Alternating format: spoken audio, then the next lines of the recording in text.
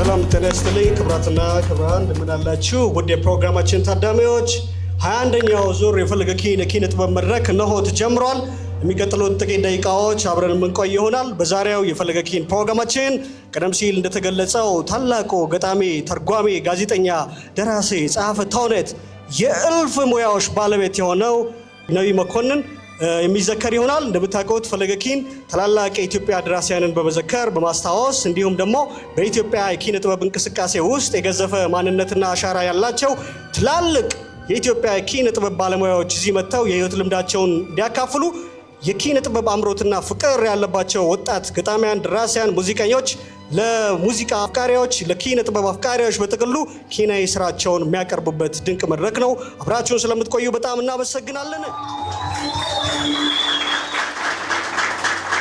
የዛሬው ፕሮግራማችን ተዘካሪ ነቢይ መኮንን ነው። እንግዶቻችን አብረው ስላሉ በጣም ደስ ይለናል። ስለዚህ ሁሌ እንደምናደርገው የፕሮግራማችንን መንደርደሪያ የዕለቱን ተዘካሪ ደራሲ የታላቁን ተርጓሚ፣ ገጣሚ፣ ጋዜጠኛና ጸሐፊ ተውኔት ነቢይ መኮንንን ታሪክ በማንበብ ይሆናል። አብራችሁ ነው። ነቢይ መኮንን ከአባቱ መኮንን ወንድም እና ከእናቱ ወይዘሮ በለጤ በድሉ በነሐሴ ወር 1946 ዓ.ም አዳማ ከተማ ተወለደ።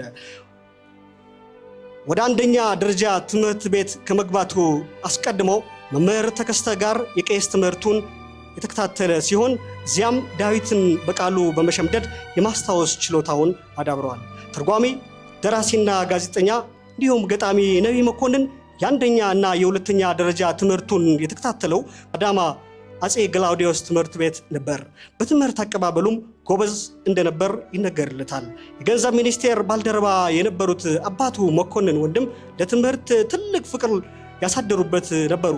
ነቢይ 7ኛ ክፍል ተማሪ ሳለ ሕይወታቸው ያለፈው አባቱ አቶ መኮንን ወንድም ልጃቸው በትምህርቱ ብርቱ ሆኖ እንዲገኝ ምክር ይለግሱት ነበር። ነቢይም ከክፍሉ የአንደኝነትን ደረጃ በመያዝና የላቀ ውጤትም በማስመዝገብ አባቱን ደስ ለማሰኘት ሞክሯል። በልጅነቱ ከትምህርት ባለፍ በናዝሬት ካብሮ አደግ ጓደኞቹ ጋር አይረሴ ትዝታን ለማሳለፍም ሞክሯል። ሐሳቦችን ኪናዊ ለዛ ባለው መልኩ የመግለጽ ችሎታው ወደር እንደሌለው በወዳጆቹ የሚመሰከርለት ነቢይ የሁለተኛ ደረጃ ትምህርቱን እንዳጠናቀቀ 6 ኪሎ በሚገኘው ልዑል ባደ ማርያም ተማሪ ቤት ከገቡ ጎበዝ ተማሪዎች አንዱ ነበር። በመቀጠልም በ1966 አዲስ አበባ ዩኒቨርሲቲ ሳይንስ ፋካልቲ በመግባት ኬሚስትሪን በዋናነት ሲያጠና በሁለተኛ ማይነር ደግሞ ሂሳብን በማድረግ አይረሴ የኮሌጅ ሕይወትን አሳልፈዋል። በጊዜው በተማሪዎች ንቅናቄ ላይ ከነበሩ ስመጥር ሰዎች ጋርም ከህሊና የማይጠፉ ገጠመኞችን አሳልፎም ነበር። ነቢይ ስለ ሁለተኛ ደረጃ የትምህርት ሕይወት ትዝታው ሲጠየቅ አብረውት ያሳለፉት እንደ ወይዘሮ አስካለ ነጋ፣ ወንድማገኝ ማሞ የመሳሰሉት አብሮ አደጎቹን ሳይረሳ በስስት ያነሳቸዋል።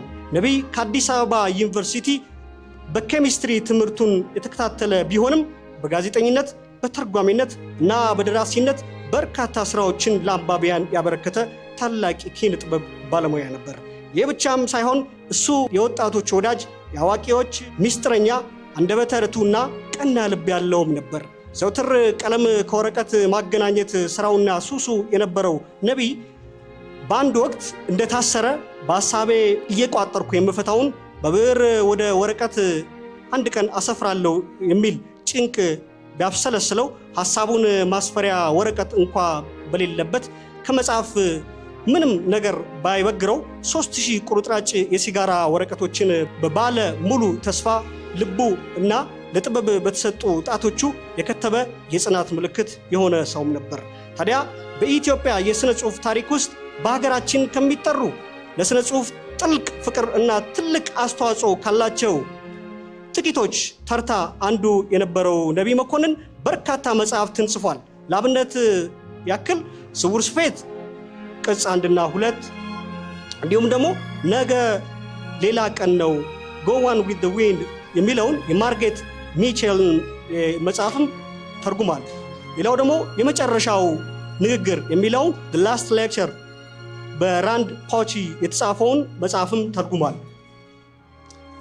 የኛ ሰው በአሜሪካ የሚለው ደግሞ የልብ ወለድ ስራው ነው የሚታወቅበት። ከተውኔቶቹ መካከልም ናትናኤል ጠቢቡ፣ ማደጎ እና ጁልየስ ቄሳር ተጠቃሽ ናቸው። ነቢይ ለሀገሩ ኪነጥበብ ማደግ ከወጣትነቱ ጀምሮ ብዙ የለፋ ታላቅ የሀገር ባለውለታ ነው። ይህንኑ ግምት ውስጥ በማስገባት የቅርብ ወዳጆቹ ግንቦት 30 2011 በአዲስ አበባ ቲያትርና ባህል አዳራሽ ነቢይ በሀገሩ ይከበራል የሚል የምስጋና መሰናዶ አዘጋጅተውለትም ነበር። ይህም የሰው ልጅ በቁም ሳለ ይመሰጋገን የሚለውን በጎ ባህል ያስጀመረ፣ የቅርብ ሰዎቹን ዛሬ ያስቡት ፍጹም ቁጭት ውስጥ የማይከት ክስተት ነበር።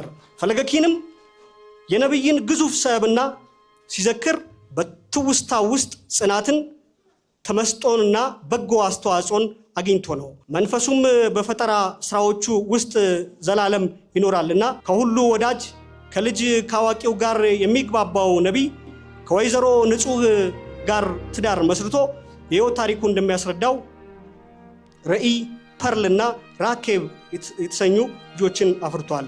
7 የልጅ ልጆችንም ለማየት በቅቷል። ጸሐፌ ተውኔት፣ ገጣሚ፣ ጋዜጠኛና ተርጓሚ ነቢይ መኮንን ረቡዕ ሰኔ 26 2016 ዓ.ም ረፋዱ ላይ በሕክምና ሲረዳ ቆይቶ የተወለደ በ69 ዓመቱ ነበር ከዚህ ዓለም በሞት የተለየው።